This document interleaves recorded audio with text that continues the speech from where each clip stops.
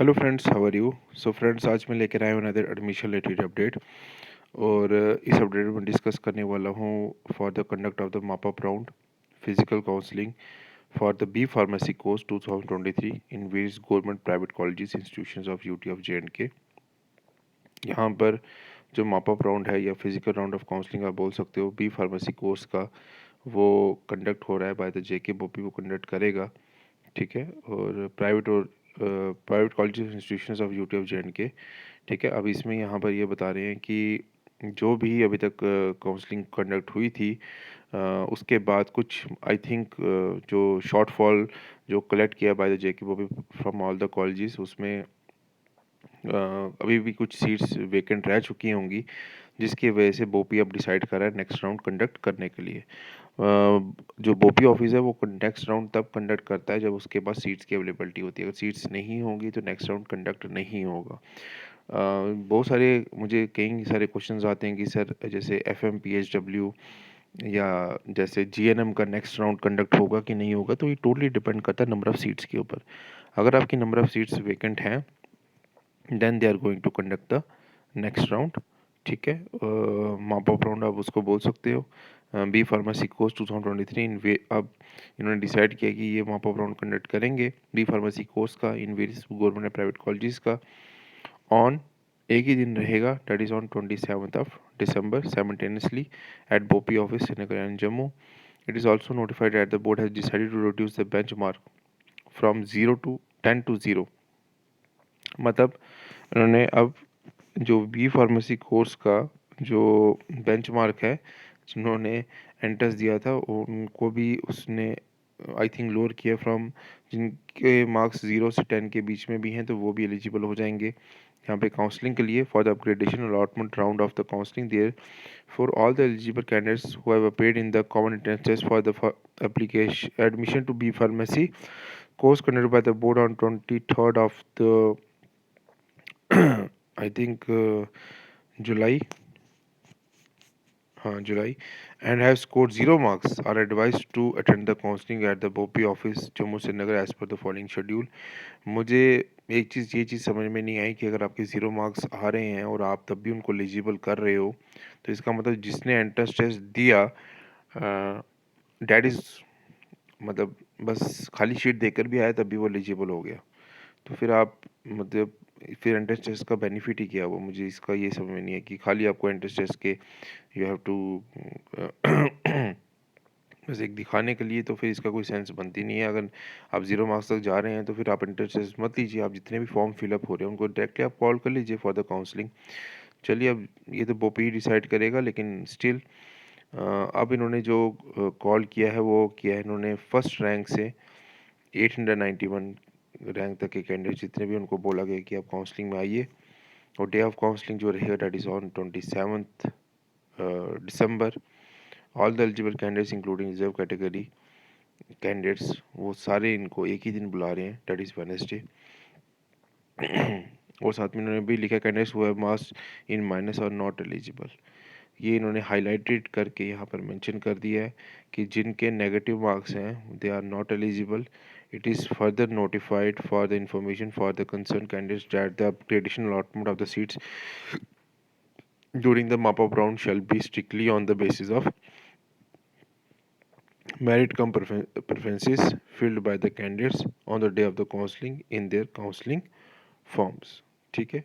अब यहाँ पर उन्होंने ये भी बता दिया कि जो कंसर्न कैंडिडेट्स हैं, तो upgradation allotment of seats during the mop-up round should shall be strictly on the basis of merit come preferences. Merit come preferences जो होंगी उसके अकॉर्डिंगली वो उसको करेंगे बाय द कैंडिडेट्स। ठीक है, on the day of the counselling in their counselling form. ठीक है, तो यहाँ पर इस चीज़ का वो ध्यान रखें। जो मॉप-अप राउंड है वो मेरिट कम प्रेफरेंसेस से फिल किया जाएगा on the day of the counselling in their counselling form. The following process shall be dotted during the mop-up round. जो रिपोर्टिंग टाइम है आपका वो 9 बजे से 10:30 के बीच में है ऑन द काउंसलिंग। आपने तो जाके काउंसलिंग फॉर्म को फिलअप करना है। ठीक है। क्या क्या डिटेल्स भरनी है आपने उसमें, जो भी प्लॉटी में जो भी कॉलेजेस हैं, पहले तो आपने सबसे पहले सीट मैट्रिक्स देखना है। ठीक है। सीट मैट्रिक्स या तो एक दिन पहले ही आ जाता है या उसी दिन मॉर्निंग में आता है। आप जब ओपी ऑफिस जाएंगे तो वहाँ पर आपको सीट मैट्रिक्स दिख जाएगा, वहाँ पे शायद एलसीडी डिस्प्ले में हो रहे होते हैं आपका सीट मैट्रिक्स, आप उसको देख लीजिए। जिन जिन में सीट्स की अवेलेबिलिटी है तो फॉर्म में आई थिंक 4-5 कॉलेज के आप प्रेफरेंसेस फिलअप कर सकते हो। जिनमें सीट्स होंगी उन्हीं का नाम दीजिएगा, जिनमें सीट्स नहीं है उनका नाम मत दीजिएगा, उनमें आपको नहीं मिल पाएगी सीट। जैसे फर्स्ट नंबर पे है तो आप इसमें कोई भी कंसर्न कॉलेज का नाम भरिए जिसमें आपको लगता है कि सीट की अवेलेबिलिटी है और आपको नियर बाय पड़ता है, फिर सेकंड, फिर थर्ड और फिर फोर्थ, ठीक है, और फिर फिफ्थ। डिपेंड करता है, मेरे को एग्जैक्टली नहीं पता 4-5-6 कितने कॉलेजेस के नाम भरने होते हैं। फिर जब आप काउंसलिंग में अंदर जाएंगे, अगर सपोज जब आपका नंबर आए और फर्स्ट कॉलेज में कोई सीट अवेलेबल नहीं हो तो वो आपको बोल देंगे इस कॉलेज में कोई सीट अवेलेबल नहीं जो आपने फर्स्ट प्रेफरेंस दी थी। सेकंड में भी सपोज नहीं होगा कोई तो वो बता देंगे आपको कि यहाँ पे भी कोई भी सीट की अवेलेबिलिटी नहीं है। सपोज थर्ड में अगर अवेलेबिलिटी है उस कॉलेज में तो आपको बता देंगे कि इसमें अवेलेबिलिटी अभी है आपकी सीट की, तो आप लेना चाहते हैं। अगर आप बोलेंगे हाँ ठीक है आप ये कॉलेज मुझे लॉट कर दीजिए, तो वो आप उसको लिख देंगे, आप टिक कर देंगे और उसको सिलेक्ट कर लेंगे अपने फॉर्म के ऊपर। अगर आपको नहीं लगता कि इसमें नहीं लेनी है और रिमेनिंग कॉलेजेस जो भी हैं उसमें नहीं है तो आप लिख सकते हो, फिर वो बता देंगे आपको शायद चॉइस नॉट अवेलेबल ऐसा कुछ मेंशन करके। माँ बाप राउंड के बाद मुझे नहीं लगता कोई राउंड होगा, ये लास्ट राउंड है इसका, तो देख लीजिएगा। अगर आप सोचेंगे नेक्स्ट राउंड भी होगा तो मुझे नहीं लगता इसके बाद कोई नेक्स्ट राउंड होगा। तो इसमें इन्होंने साथ में ये भी बोला है candidates who have allotted the seats in the first round of counseling and upgraded during the second round of counseling held on 2nd of November shall not be eligible to participate eligible for the mop-up round of the counseling। तो उन्होंने ये clearly बोल दिया है कि वो candidate जिन्होंने first round of counselling में अपेयर हुए थे और सेकेंड राउंड ऑफ काउंसलिंग जो हुए थे और सेकेंड राउंड में भी वो अपेयर हुए हैं अपग्रेडेशन के लिए, तो वो एलिजिबल नहीं है इस मॉप अप राउंड की काउंसलिंग के लिए।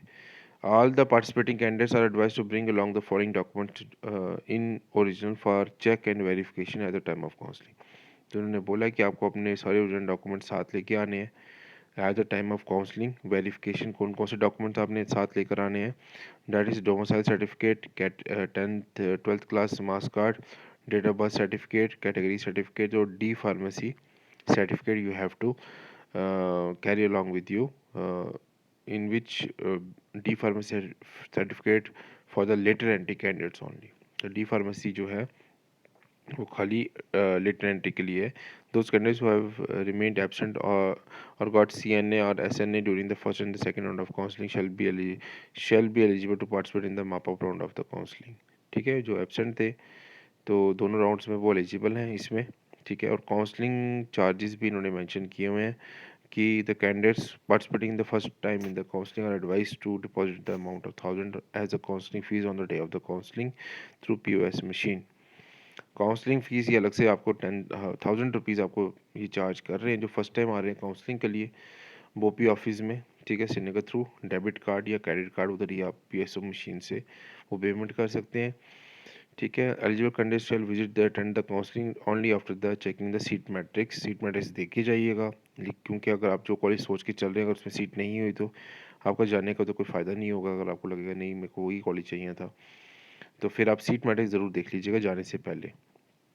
ठीक है, बाकी टर्म्स कंडीशन जो इन्होंने बताया, second round of counselling and they have joint against set college if interested shall be eligible to participate in the mop up round of for upgradation subject to the condition that this candidate shall have to bring receipt of the admission fees. जो second round में जिनको allot हुए थे colleges, ठीक है, उन्होंने mop up round में अगर पार्टिसिपेट करना है या अपग्रेडेशन करना है तो वो कैंडिडेट जो है वो जो एडमिशन फ़ीस जो पे की है कॉलेज में उसकी जो फ़ी रिसिप्ट है वो आपको साथ लेके आनी है। इन्हें लिखते हैं हमें फ़ी रिसिप्ट जो भी कॉलेज ने लॉट किया वो आपको साथ लेके आनी है। Board reserves the right to notify such changes as may become necessary in view of any technical difficulty और रीजंस बियॉन्ड इट्स कंट्रोल। तो बोर्ड अपना जो राइट्स है उसको right to notify such changes as may become necessary in view of any technical difficulty. अगर कोई technical difficulty आपको आती है तो आप बोर्ड से भी कांटेक्ट कर सकते हैं। ठीक है, और जिस दिन आप जाएंगे उस दिन आप सीट मैट्रिक्स ज़रूर देख के जाइएगा। As per the availability of the seat. तो ये आपका अब नेक्स्ट राउंड जो आप ये बोल सकते हैं किसी को बी फार्मेसी का last round mop up round वो कंडक्ट कर रहा है। वो भी एक ही दिन में सारे कैंडिडेट्स को कॉल कर रहा है, चाहे वो कैटेगरी है या ओपन मेरिट है। और इन्होंने स्कोर को भी डाउन किया, 0 मार्क्स वाले भी एलिजिबल है, नेगेटिव मार्क्स वाले एलिजिबल नहीं है। तो thank you friends, I hope मैंने आपको डिटेल में ये सब कुछ समझा दी है। अगर कोई भी डाउट है आप मुझे व्हाट्सएप पे, मेरे टेलीग्राम चैनल पे, इंस्टा पे मुझे मैसेज कर सकते हैं। जो लोग फर्स्ट टाइम इस वीडियो को देखने के लिए सब्सक्राइब और चैनल लाइक कीजिए वीडियो को, और शेयर कीजिए चैनल को अपने फ्रेंड्स के साथ। One of the oldest YouTube channel है specially for the JNK candidates. More than 750 videos are there on our channel, so kindly support us. बाकी डिस्क्रिप्शन बॉक्स में अपने व्हाट्सएप ग्रुप का लिंक, टेलीग्राम चैनल का link और Insta का link दिया हुआ है, आप मुझे उधर ही फॉलो कर सकते हो। Thank you so much friends, मिलते हैं नेक्स्ट वीडियो में।